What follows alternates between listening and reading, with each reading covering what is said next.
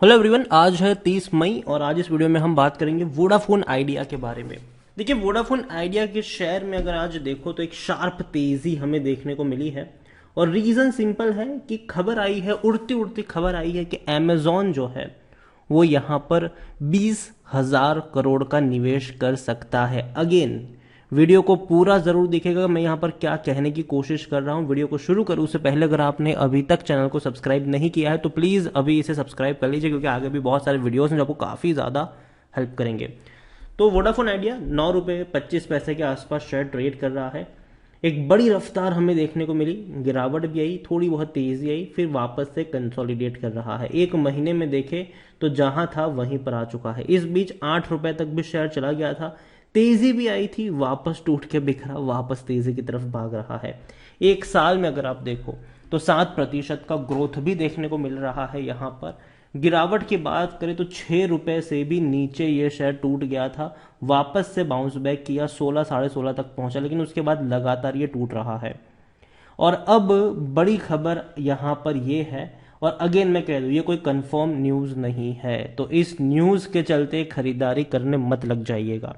यहां पर ये है, रिपोर्ट कह रही है कि Vodafone idea rise on report Amazon में इन्वेस्ट 20,000 करोड़, मतलब अमेजॉन इन्वेस्ट कर सकता है, किया नहीं है। ठीक है, यहां पर आप देख सकते हैं कि शेयर ऑफ वोडाफोन आइडिया में शार्प तेजी देखने को मिली, क्योंकि रिपोर्ट ये थी कि अमेजॉन 20,000 रुपए इन्वेस्ट कर सकता है। Vodafone Idea has been in search for investor to raise fresh capital to pay down its debt and invest in its network after returning from the brink of bankruptcy following help from the government।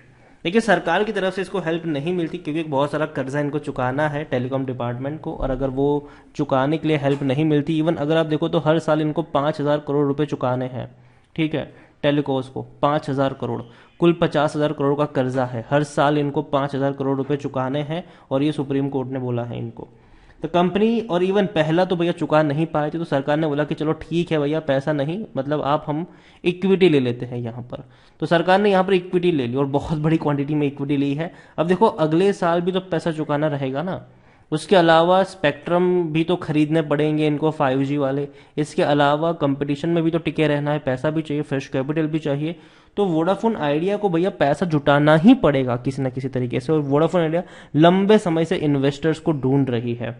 बीच बीच में कई सारे नाम आ गए, ठीक है, Google का भी आया था, अमेजॉन का भी आया है, माइक्रोसॉफ्ट का भी बीच में आ चुका था, कई सारे लोगों का नाम आ चुका, लेकिन कहीं पर भी बात बन नहीं पाई।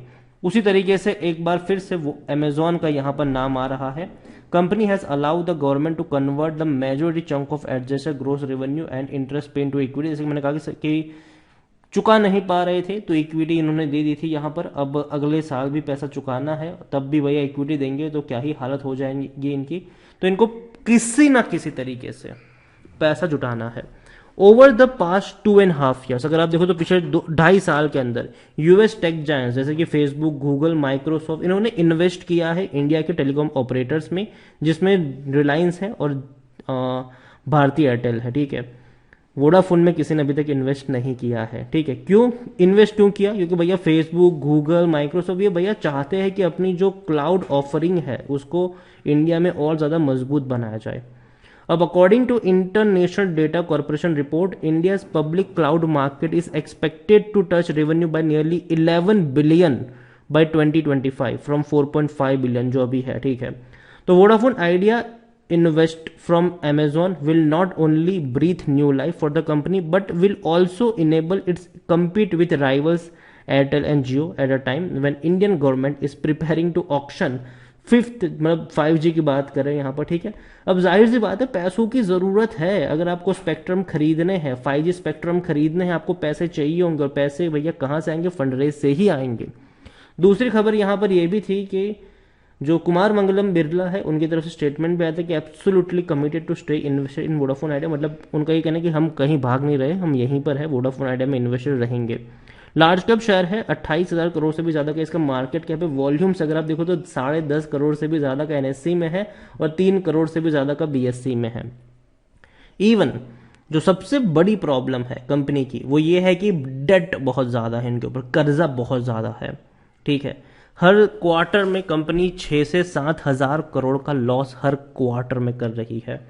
सरकार को हर साल 5,000 करोड़ रुपए चुकाने हैं और भी कई सारे जो कर्जे हैं जो कई सारे बैंक से लिए हैं, एनबीएफसी से लिए हैं, वो चुकाने हैं। तो कंपनी डेट के तले दबी हुई है। कंपनी अगर कुछ कमाती भी है तो उससे ज़्यादा इनको पैसा चुकाना पड़ जाता है जो डेट इन्होंने इतने सालों से लिया हुआ है। और इसीलिए कंपनी फंडरेज करना चाह रही है और फंडरेजिंग एक लौता ऑप्शन है कुछ सालों तक इसको और जिंदा रखने का। यहां पर अगर बात करें तो according to Moneycontrol user 14% लोग बेचने की बात करें, 84% लोग खरीदने की सलाह दे रहे हैं यहां पर। और कंपनी के अगर आप रेवेन्यू देखो तो वो टूट रहे हैं, ठीक है। कंपनी के रेवेन्यू टूट रहे, भले ही आरपूस बढ़े हैं, ठीक है, एनुअल रेवेन्यू पर यूजर अगर आप देखो तो भले ही वो बढ़े हैं, लेकिन ठीक है, एवरेज रेवेन्यू पर यूजर भले ही बढ़े हैं यहां पर, लेकिन उसके बावजूद प्रॉब्लम यह है कि कई सारे यूजर्स इनको छोड़ के जा चुके हैं। अपना सिम उन्होंने या तो जियो में ले लिया या एयरटेल में ले लिया। और यही वजह है कि 2020 से जो 45,000 करोड़ के आसपास का जो रेवेन्यू था वो टूट कर 38,000 करोड़ पर आ चुका है। और प्रॉफिट कंपनी है ही नहीं, कंपनी लॉस में है और हैवी लॉस में है। 75,000 crore loss, 45,000 crore loss, 28,000 crore loss. तो लॉसेस बहुत बड़े हैं और ये प्रॉब्लम है यहां पर। खरीदारी करने का सही मौका है क्योंकि शायद ओवरबॉट जोन में नहीं है, कोई भी रेड फ्लैग अभी के लिए नजर नहीं आ रहा है यहाँ पर। होल्डिंग्स की अगर हम बात करने जाए, शेयर होल्डिंग्स की बात करें तो 74.99% की होल्डिंग प्रमोटर के पास है, 1.41% म्यूचुअल फंड, 0.30 डोमेस्टिक, 3.57 एफआईल्स, 19.72% रिटेल और अदर पार्टीज के पास देखने को मिल रहे हैं। देखो अभी के लिए मैं सिंपल कहूंगा कि जिस खबर आपको देखने को मिली है अमेजॉन वाली, तो अगेन ये कोई कंफर्म न्यूज नहीं है। इस तरीके की न्यूज पहले भी हमें देखने को मिल चुकी है। अगर न्यूज सही साबित होती है आगे चल के तो भैया रॉकेट बनेगा ये शेयर, लेकिन अगर सही साबित नहीं होती है तो वापस टूट के बिखरेगा भी ये शेयर। तो अगेन मैं यही कहूंगा कि अगर आपको लगता है कि ये न्यूज सही है तब तो भैया आप शॉर्ट टर्म के लिए रिस्क ले सकते हैं, लेकिन अगर इस न्यूज में रत्ती भर भी आपको लगता है कि भैया सही नहीं है तो अवॉइड करिएगा अभी के लिए इसको। और अगेन मैं वोडाफोन आइडिया को लेकर मैं यही कहूंगा कि देखो मेरी बाइंग की कमेंट्री वोडाफोन आइडिया में नहीं है। रीजन कि कंपनी के ऊपर इतना ज्यादा कर्जा है, इतना ज्यादा कर्जा है कि जो कभी चुकाया ही नहीं जा सकता है, ठीक है, इतना ज्यादा कर्जा चढ़ चुका है। सरकार हर साल खड़ी है 5,000 करोड़ रुपए लेने के लिए, स्पेक्ट्रम खरीदने के लिए इनको पैसे चाहिए। अभी दूसरी तरफ और भी बैंकों से पैसा लिया है वो चुकाना है, दूसरी तरफ कंपटीशन में भी टिके रहना है। तो कई सारे चैलेंजेस हैं इनके सामने। अमेजॉन निवेश करेगा कि नहीं, ये भी कहीं ना कहीं एक बहुत बड़ा चैलेंज है यहाँ पर इनके लिए भी, क्योंकि इससे पहले भी ऐसी खबरें आ चुकी है लेकिन आगे चलकर कोई प्रोग्रेस देखने को मिला नहीं है। तो यही कहूंगा आपसे कि सिर्फ एक खबर के चलते पीयर प्रेशर में आके खरीदारी करने मत लग जाइएगा। यहाँ पर आराम से देखिए कि खबर कितनी सही है कितनी गलत है, क्या पॉसिबिलिटीज यहाँ पर हो सकती है। वीडियो को यहीं पे एंड करूंगा। पसंद आया हो तो लाइक करें, शेयर करें, चैनल पर अगर आप पहली बार आए तो प्लीज सब्सक्राइब करें। और वोडाफोन आइडिया को लेकर आप क्या सोचते हैं वो भी आप मुझे कमेंट में लिखकर बता सकते हैं। Thank you.